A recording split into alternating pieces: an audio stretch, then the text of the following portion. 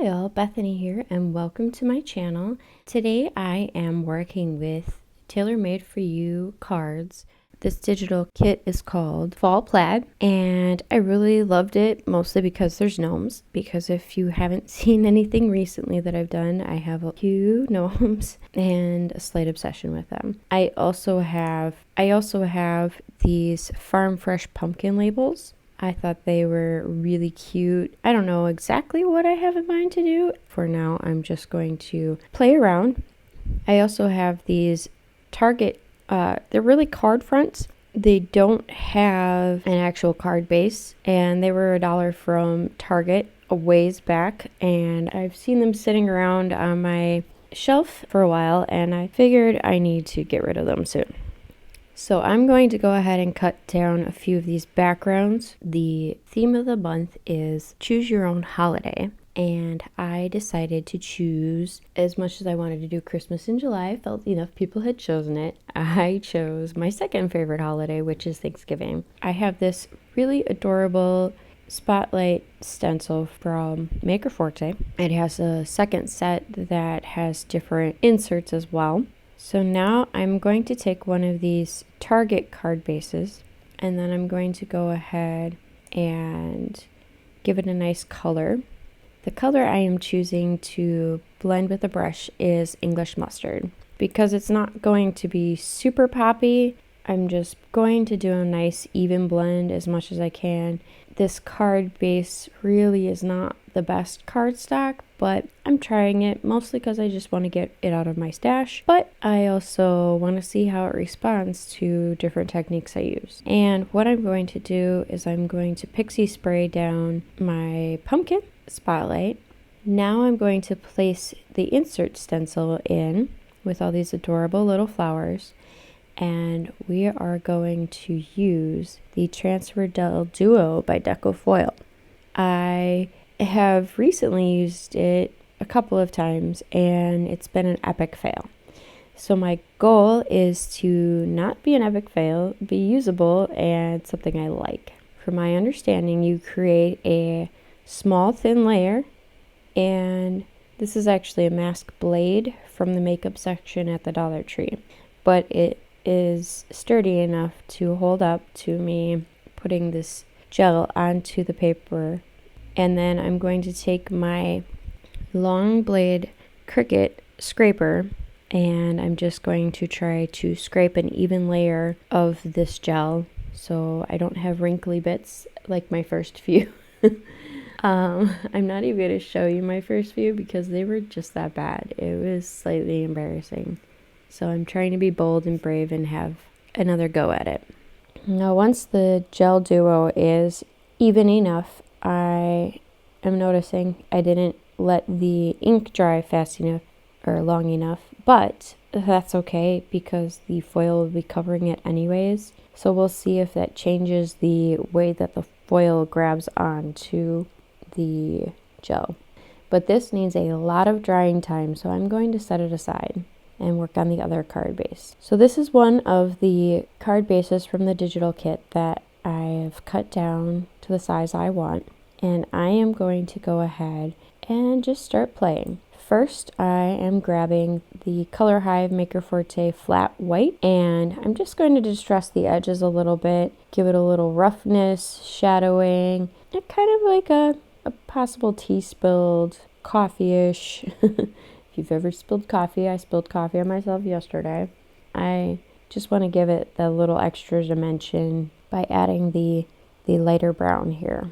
And I have gone ahead and fussy cut out one of these adorable gnomes. And because I am not a fan of my own version of fussy cutting here, it works, but the white of the cardstock is a little too stark for my taste. So what I'm going to do is I'm going to take the leftover ink that's on the English Mustard brush, and without adding any extra, I'm just going to rough up the edges of the gnome. I'm giving it kind of a glow effect. And now he's not so stark white against the background. I've also cut down another one of those Target card fronts, and I have a strip here to off balance the background give it a little grounding for the little guy here. And I have this stamp set. It's a very tiny stamp set by Altenew with just cute little sentiments. And so I'm just going to put this on an acrylic platform, and using my black Soot Distress Oxide, I'm going to give it a really good dip of the ink. The one thing to watch out though is I already made this mistake that you could put too much ink and press too hard when putting it on the cardstock, and you'll end up with just a black blob. And that's not the point. I want to actually be able to read the letters. I'm going to rough up this paper with the English mustard, still not using any extra bits from the actual pad. I'm just using what's left over, maximizing the amount of usage out of the ink that I grabbed for the first card base.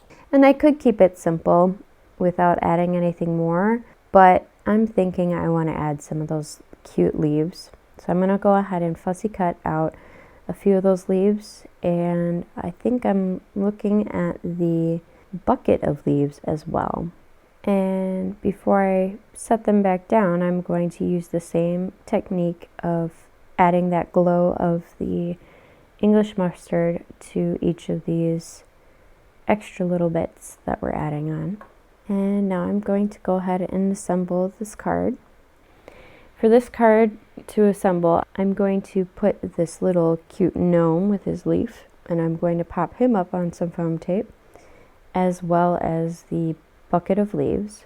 I'm going to place the leaves down, two of the leaves down with glue, but I'm going to pop one of the leaves up with foam tape.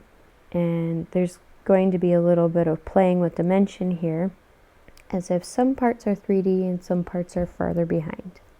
And I'm going to go ahead and put the foil silver side down, color side up.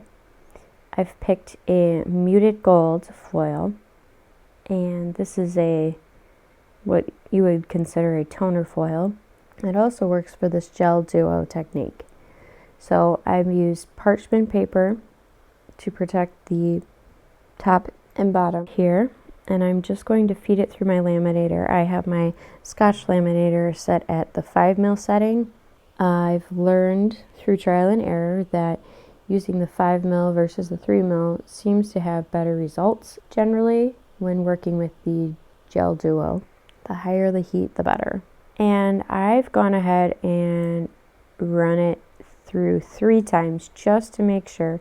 The first time when I did check it, I wasn't super happy with a couple of the parts as I was lifting it, and I felt it needed a little bit more help.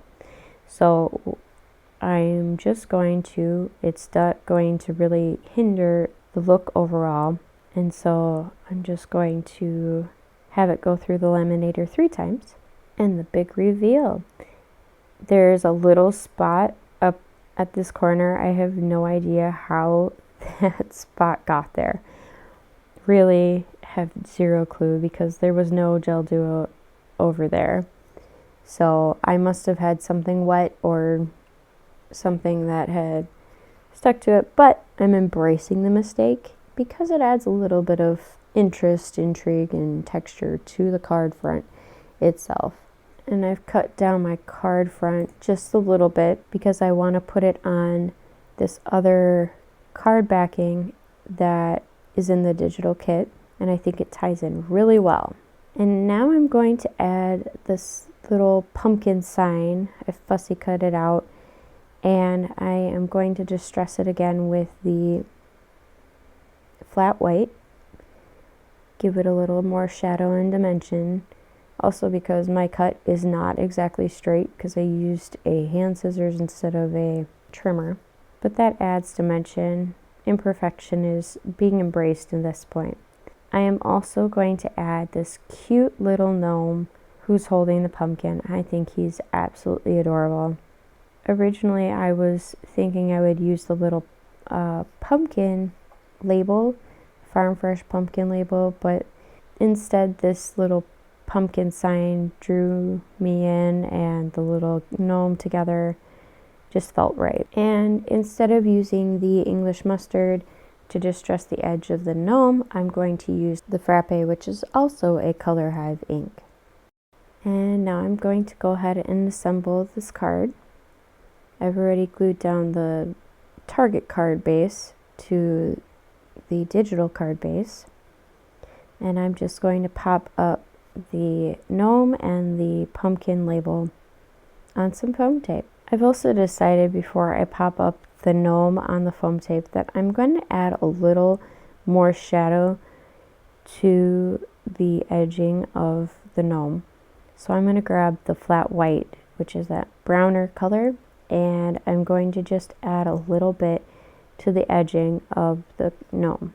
It gives them a little more dimension when I pop them up on the card.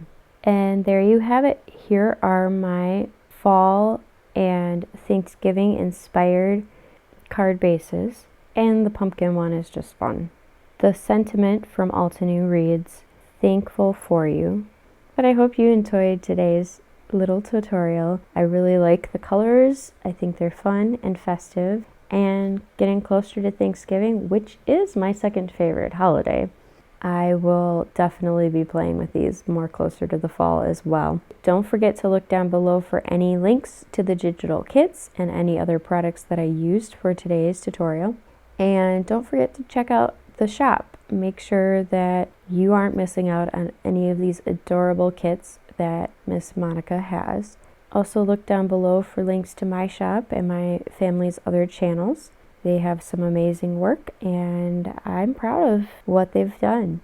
Also, if you could be kind enough, please drop a like and a share. And if you aren't already, please subscribe to our channel. I hope you all have a wonderful day and happy making. Bye!